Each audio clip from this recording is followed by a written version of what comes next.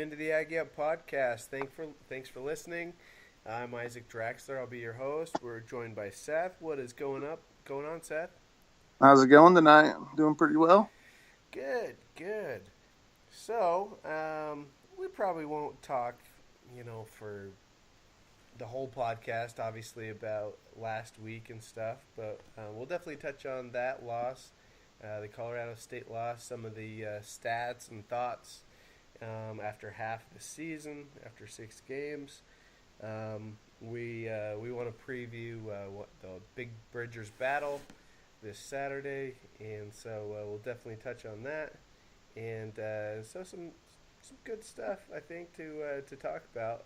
But Seth, I wanted to tell you a funny thing that happened today. So I get home, and my wife and kids are listening to this podcast. And I was like, okay. And they said, oh, yeah, we're listening to your podcast. And I was like, okay, that's cool. But guess what? They weren't just listening to the podcast. They were putting it in slow-mo, and then they would put it in fast. And then they would put it in slow-mo, and they were laughing so hard that I was like, at first I was like, that's not funny. But it was pretty funny. So I guess, we're just here to entertain. Whatever you want. If you want the hardcore football breakdown, I guess that's one part of the podcast. But if you're just, if you're just looking for entertainment, like, whatever. So Push fast forward. exactly. If you want some good entertainment, press fast or slow, and and that'll give you hours of laughs according to my wife and kids. It's tons of fun. So, Seth, give me your thoughts, I guess, about this about the game against Colorado State. What's kind of one thing that jumped out at you? There was, I don't know if there was just one thing, really, to be honest with you. I've just never been so, I guess, disappointed. I don't know. I guess that's the best word for it. I mean, Colorado State, they came in, with BYU running the ball the way they did, against us the week before. I kind of expected them to come out and, run it, but they came out guns a-blazing, and they were just throwing it all around. We couldn't get any pressure. The back end didn't play well, and that's supposed to be the strength of the defense. That was a little, disheartening. I think he completed his first 12 passes or something like that. It was ridiculous. He couldn't miss, and his receivers caught the ball. But we just got manhandled. And I know Coach Wells said it and everything else, but yeah, we just got manhandled up front on both sides of the ball and couldn't get any pressure. He just sat back there and did what he wanted to do, and he's good. Nick Steve, he can throw the ball, and he's got really good receivers that, make it easy on him at times, and I guess a lot of, I'm not saying I don't know about a lot, but there was a few plays that, we had them third down, and just guys just making mistakes, and they're younger guys, and you're hoping halfway through the season that those are limited, but it happened all first half, it just wasn't something that happened and then it got corrected. It just continued to happen, and those passes out to the flats, it was just, that was just killing us. But I think the biggest thing was we're not getting any, we just weren't getting any pressure on them. And I think that just kind of shows what Utah State has on their front seven. They're really, I think that we need to improve at the DN spot big time. Offensive line off air, I was talking about the offensive line. When we're recruiting kids out of high school, and we got transfers and JUCO guys that were playing on the defensive side of the ball, and we've made them offensive linemen, and they're starting. I don't know. I don't know how long we've been doing this podcast. 2 years. I think I've been out our O-line for 2 years. It's just not a thing of emphasis for Utah State to recruit at that position. And and that's I don't know. It just, these guys, they look really good and then they don't look so good. I mean, I think losing Sean Taylor, I still don't know. Haven't heard any reports on him. I haven't listened to much radio this week, so I don't know if there's been any reports out this week on him, or if he's still week to week or month to month or whatever they got on him. But I think losing him, another JUCO guy, and them having to shuffle things around, I think for last week, people playing positions that they hadn't been used to playing. I'm not saying they can't play them. I'm sure they can, and if it's the same lineup this week, I expect them to be a little bit better. They got to be a lot better. And then we can go to the, quarterback play. I mean, everybody talks about it, but there's just some throws that they just have me scratching my head. I don't understand, and you can blame it all on the offensive line if you want, but you know what? Kent Myers isn't a pocket passer, and it seems from his freshman year until now, they've kept him in the pocket a lot more, every year. And I just don't understand, he's got the feet, he can move around, let him play. I don't understand how, because obviously he doesn't have that internal clock, right. Especially I think that was the biggest problem, honestly.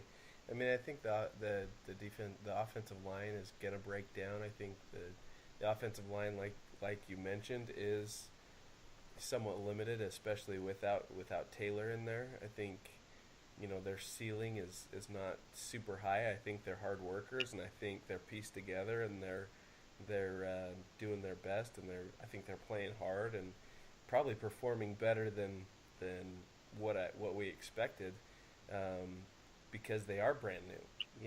It's not normal to just bring in a bunch of new guys, 5 new guys, and put them together and have them be world beaters. But I think there was a lot of sacks, a lot of pressure on Kent Myers, and I think if he would have maybe had a little bit more of an internal clock, I think a couple of those could have been avoided. I think the biggest thing I think about Kent Myers that I've noticed is when he takes a big hit, he's tentative and he's not sure, and he kind of just disappears the rest of the game.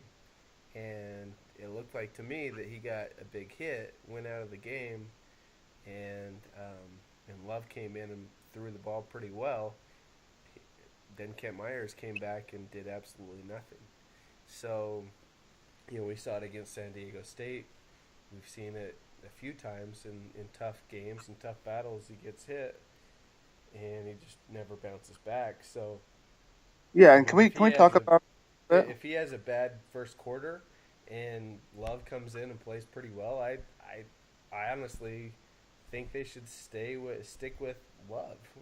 I mean, there's no reason to go back to Myers, especially if he's not playing well. And if he is playing well, then stick with him as long as he's in there and doesn't get hit or doesn't have issues, because he has had good games. So that's my opinion on Kent Myers. I don't know about you. Yeah, I mean, I'd just like to talk about the whole Jordan Love thing. It's like he's getting a series a game, which I think it's a waste of it. It's completely. I don't understand it. I really don't. I did hear. One series, no matter what. Yeah. It's like no matter how Love does, he's only going to get one series. Really, no matter how bad Kent Myers plays, he's not going to get benched like that. I don't understand either what's going on. Yeah, I mean, it doesn't.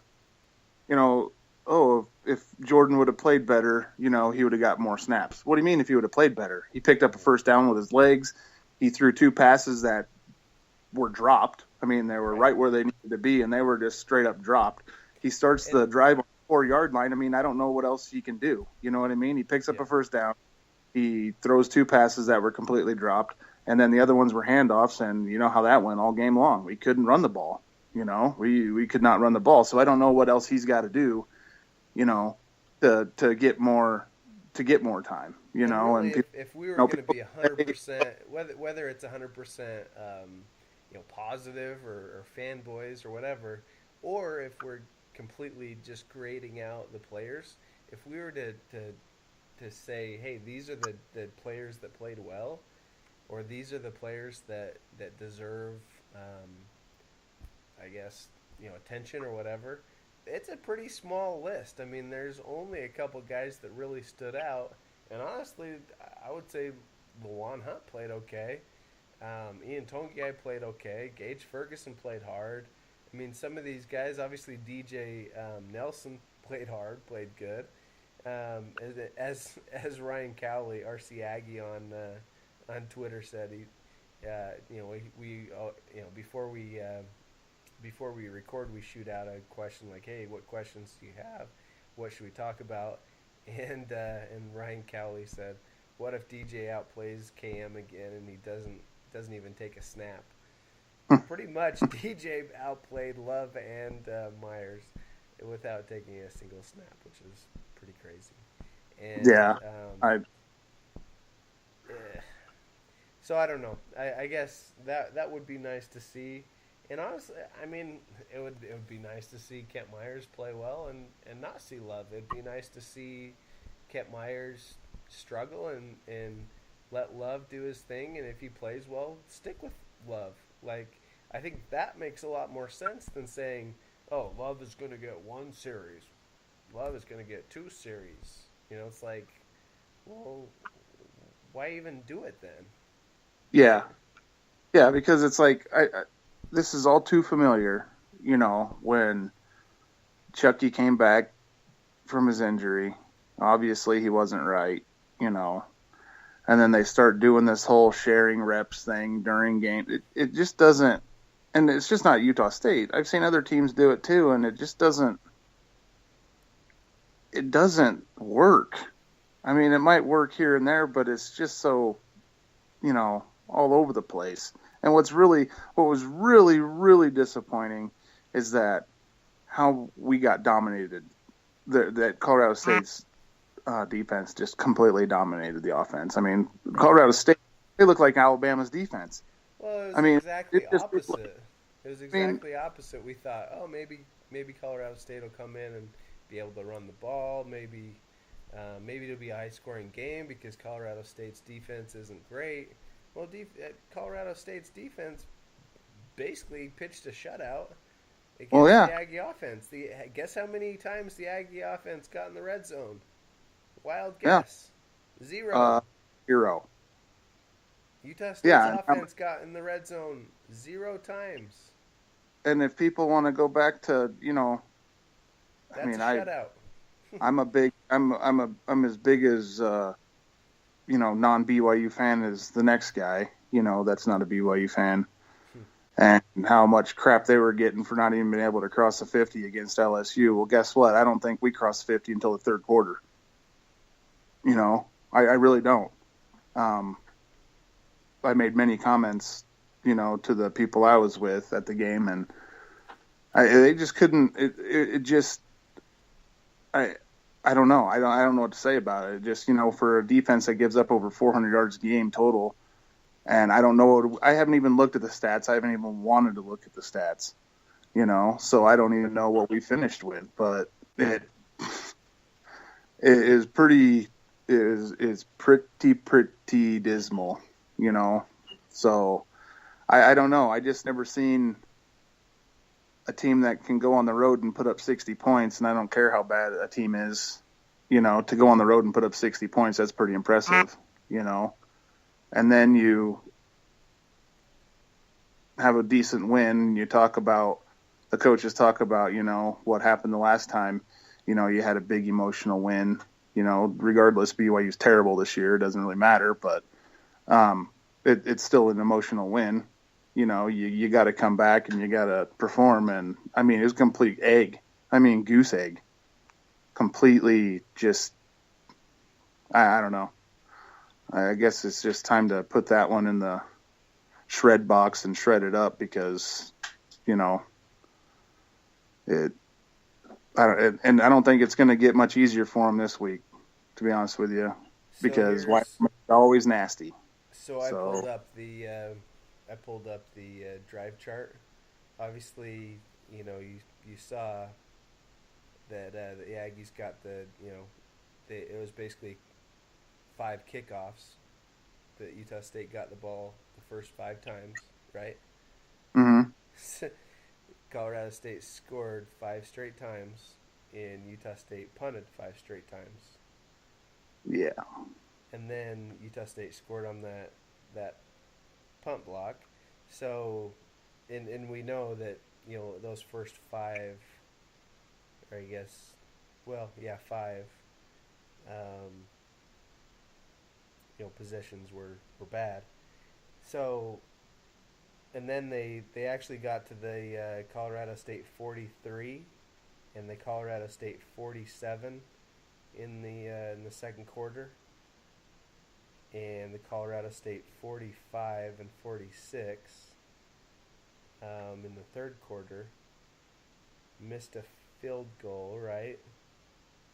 In the third quarter. No, no, hmm no, no. That was the Colorado State missed the field goal. Oh, they did, yeah. So anyway they got the ball on a missed field goal. Sorry, I'm looking at the wrong side. They got the ball from a missed field goal, got it to the 46, and then punted.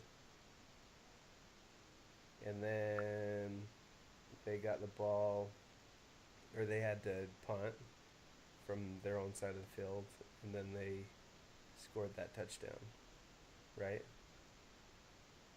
Uh, Colorado State. Utah State scored a touchdown Yeah, that was in the like fourth was what quarter. Yeah, a minute left, something like exactly. So other than the touchdown, with a minute 37 left or whatever it was, they didn't get past the 45 or 43. that. Yeah, I mean it was just I don't know. I I don't know. It just didn't look like the energy was there. It just didn't look like. I mean, the whole thing just looked like everybody was dead. Student section, the crowd in general, players just looked like it's like they're so used to playing at 6 o'clock, 8 o'clock at night. It's like, hey, you're not in pregame anymore. You're actually playing a game. So I don't know. Yeah. I think with the quarterback situation, you stick with you make a decision, you stick with it. I mean, and I just don't see the benefit of giving someone one series because how do you really get into a groove, at all if you're that Well, player? yeah, It just and doesn't. moving on to this next game with Wyoming, I mean, all Aggie fans can hope, I guess, is that this is a one-game thing. They had a bad game. They came out flat.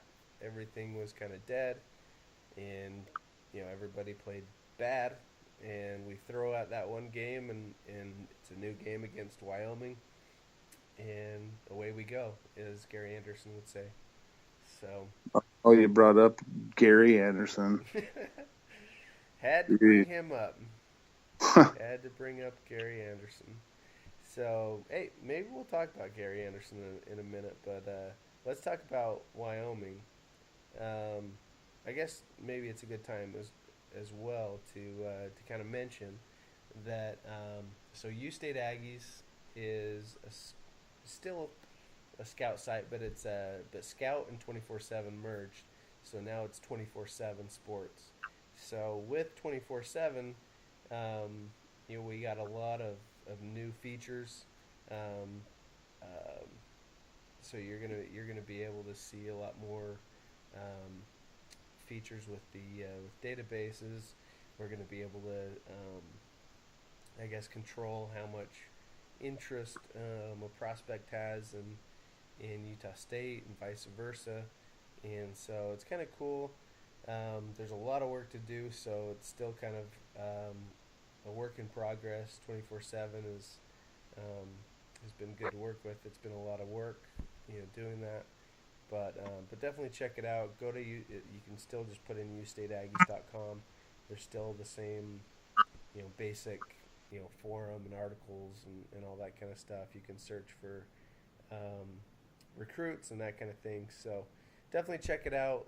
Go to 24/7 Sports or just type in ustateaggies.com. Check it out. So that's the sponsor message for the day. Is definitely check it out. So moving on to Wyoming, and we don't have to get into a ton of detail as far as thoughts, but in general, I mean Wyoming's not gonna. I don't think Wyoming's gonna beat themselves. They have a good quarterback, and that's dangerous. They have a dangerous quarterback, and their running game's probably down from last year, and their defense is probably not as good as last year. But that kind of sounds like Colorado. It kind of sounds like going into the Colorado State game. We were saying, "Oh, the Aggies should be able to score," and it's a pretty good offense, but the Aggies are playing well on defense. So I don't even know what to think about this game coming up on Saturday. What do you think, Seth? Well, I haven't. I told you earlier I haven't really watched Wyoming at all. I guess that's not true because they opened with Iowa, and I am a Hawks fan because that's where I'm from is Iowa. So, of course, I watched that game, and I was kind of curious to see how, because Iowa's really young. Their secondary is really, really young. So I was kind of curious to see what, their Wyoming's quarterback would come out and do. Their run game against Iowa, I mean, that it was kind of pretty much non-existent. Iowa does have a middle linebacker that's probably a first-team All-American kind of a guy, leads the nation in tackles. But you know what? The secondary for Iowa, and I just don't know if it's because he doesn't have the receivers. Like they lose somebody? What was that guy's name that they lost from last year? That receiver. Help me out. What was that guy's name? The lengthy guy. Yeah, I know who you're talking about. I'll find Well, it. I just don't know if, I don't know. Gentry. I talked. Wasn't it Gentry? Yeah, that's right, Gentry. Yeah. And everybody, hyped him up and everything, and I don't even think he completed 50% of his passes, and I don't know if it was Allen. I don't know what it was, but I mean, it's first game of the year, so it's kind of hard to, take that away. But I mean, if you're considered first round draft pick, you better come out first game and be a world beater, in my opinion. But, and that's fine. If Utah State wants to treat him that he's going to be a first round draft pick, and he might be. I don't know. I'm not an NFL, scout and evaluator. I don't know. But, I mean, he definitely killed the Aggies last year. I mean, didn't have any problems last year with him. So I don't know.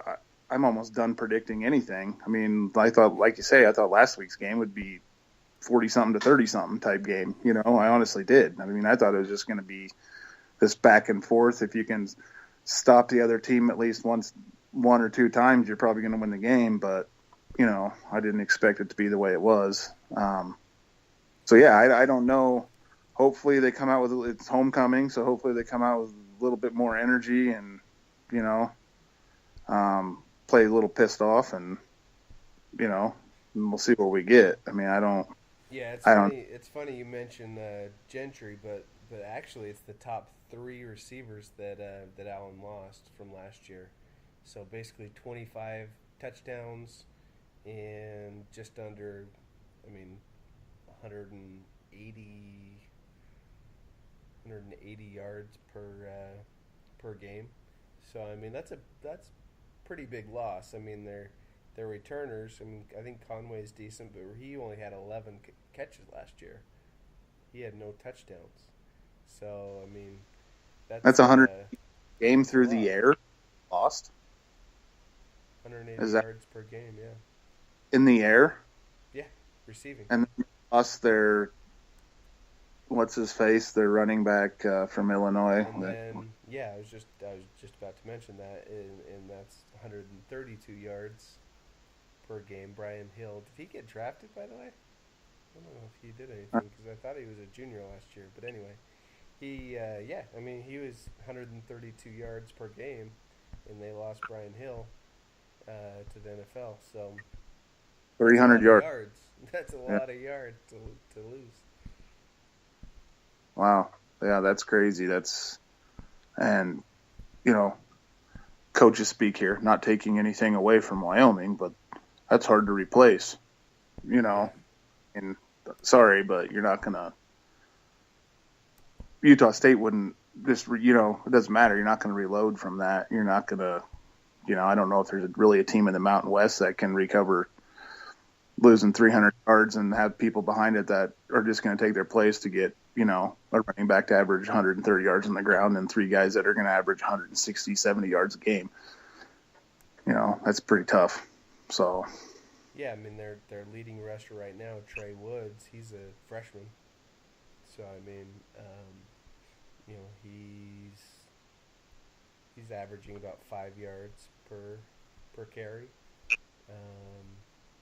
And I'm sure they'll, whether it's him or Overstreet or Hall or whoever, I'm sure they'll try to run the ball.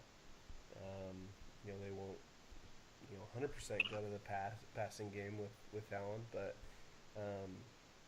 yeah, that's kind of, I guess, an interesting stat to keep an eye on.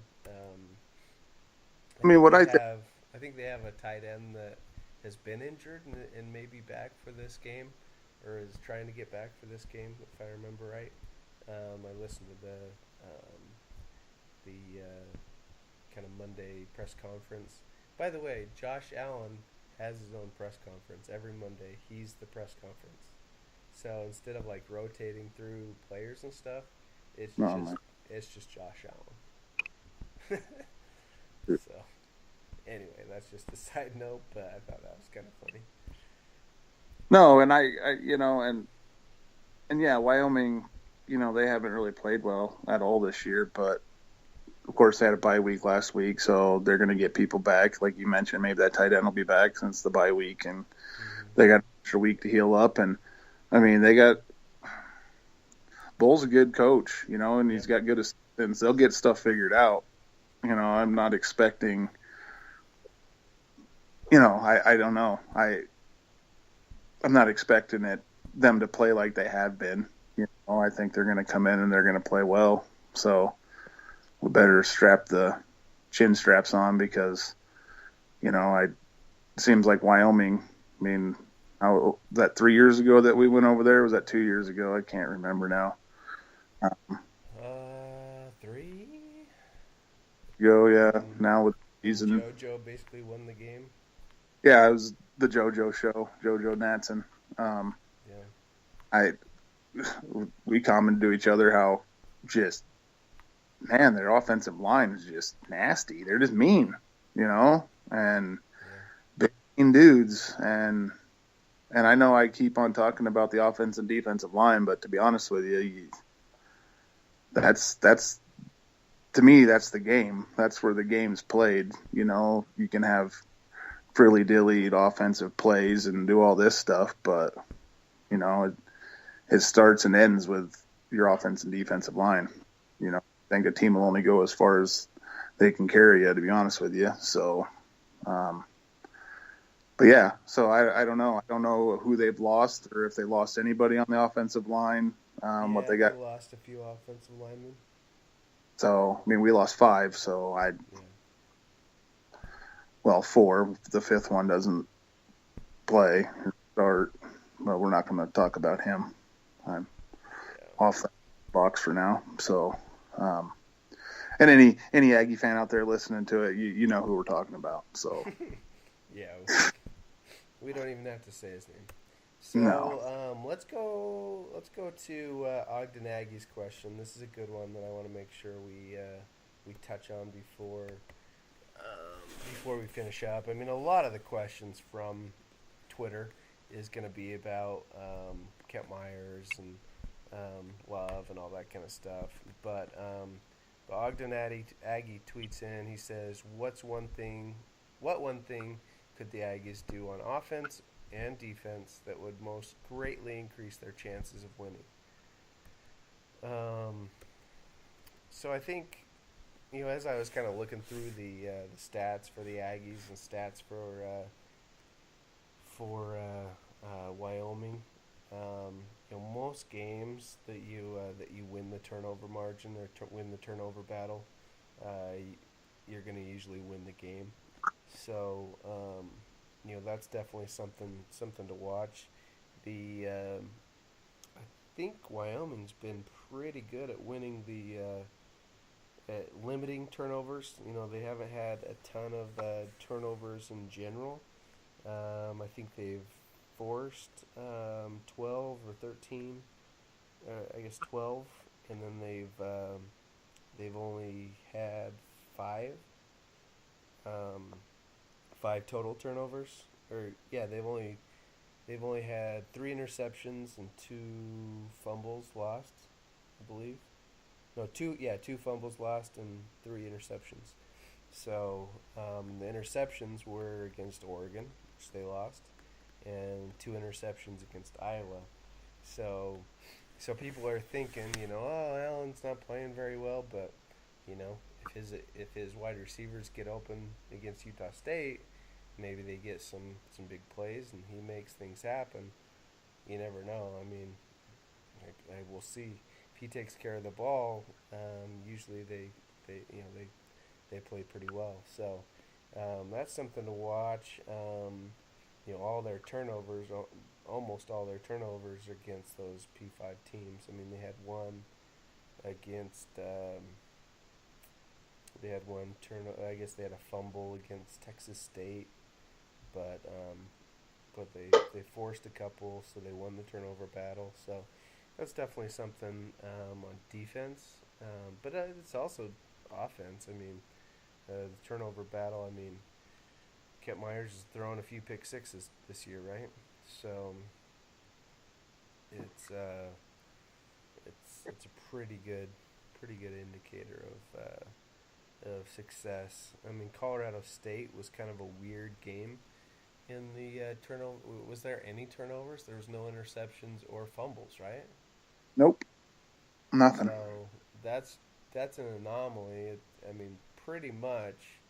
And to be honest with you, Colorado State in 5 possessions won the game, and Utah State couldn't do anything to win the game. Obviously, after that, so yeah, and I mean, it was 5 straight possessions.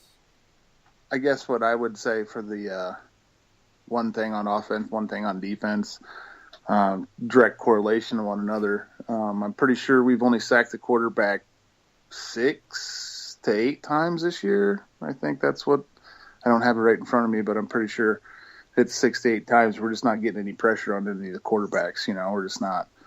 We're not making it home in time. And then on offense, we've allowed 20 sacks. So with the type of sacks for the Yost run, yeah, the Aggies have allowed 20 sacks. Whether that's your offensive line or your quarterback play, running back not picking up a blitz or whatever it may be, it doesn't matter. They're 20 sacks. That's got to get better because the type of offense that Yost wants to run, as soon as you have a negative play like that, I mean, if you get stuffed for something, you get stuffed or you have an incomplete pass, but you can't take a 6 to 8 yard loss, and expect to be successful, because it was like, I think the first time we touched the ball, we were punting and we didn't have the ball for, it wasn't even a minute. I was watching the clock and I think we had the ball for 54 seconds and we were punting, and that's just after defense just got totally, you can go back to the BYU game when we got the ball and we marched right down and scored, I mean, that's the best the offense looked all year, that one series. Right. That's pretty much what Colorado State did to us, the first 5 possessions. Yep. So. Mm-hmm. So I think we got to do better at pressuring the quarterback and actually sacking him, or just hitting him, just knocking him down, getting him out of rhythm, get some pressures on him.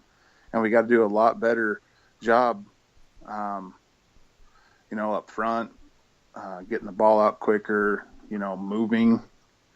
I don't know. Maybe they can move the pocket a little bit with Kent. I don't know. I don't know if it just might not. It all comes down to good decisions by Kent. I mean, the offensive line does have to play better, and hopefully, after a game of experience, maybe taking a little bit of experience momentum from the second half, they can come out and play better against Wyoming. I guess cross your fingers, but I think it really comes down to the quarterback making good decisions as well, getting rid of the ball, running when he has a chance, giving the ball when he should, not forcing throws. So many of Kent Meyer's interceptions are, forcing the ball, or wide receiver doesn't block the guy at all. Yeah. Kind of thing. So that's just complete breakdowns, in the play and in the offense. So I don't know what to say about that, but yeah, I agree. I mean, the Aggies aren't getting sacks.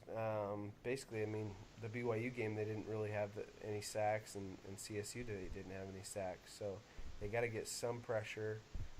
Against BYU, the way that game goes, I'm not really surprised. But especially those first 5 possessions, if you're a outside linebacker, if you're a defensive end, even if you're nose guard, somebody's got to come up with something, to come up with a big play to get those guys off the field. 5 straight possessions, marching it down into the red zone, is all they needed to win when the defense for Colorado State was playing pretty well. So, after those 5 possessions, they went conservative and they started running the ball, and basically it was over. Obviously looking back, it was 100% over. So let's get to another question here. I think multiple people asked what would it take to finally bench Myers. Maybe this playing time with Love can lead to something more. After a few games and a few series, getting some time. I think whether it's Myers or whether it's Love, I really want to see on Saturday. I want to see the offensive line play better, but I really, really, really want to see the wide receivers play better, because literally the wide receivers on Saturday graded out at F. If I could give an F minus, I would give the wide receivers an F minus, because they were horrible. They were trash. They could not catch a ball. It looked like they weren't even trying out there. So that's what I saw. I was standing right on the sideline. I'm pretty sure I'm not seeing things. They were pathetic. Yeah, it was pretty brutal to watch. That's what's just weird. It wasn't just one position group. It was a whole flipping team. It is just, I just never seen anything.